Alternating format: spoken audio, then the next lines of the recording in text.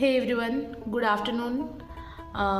Lately, my lifestyle was so unhealthy, and again, I tried to fix my diet plan, but I failed. Again, in this 2026, I have taken this very seriously, and I have to fix my lifestyle and maintain a proper diet. So just let me show you what is in my lunch and what is balanced diet actually.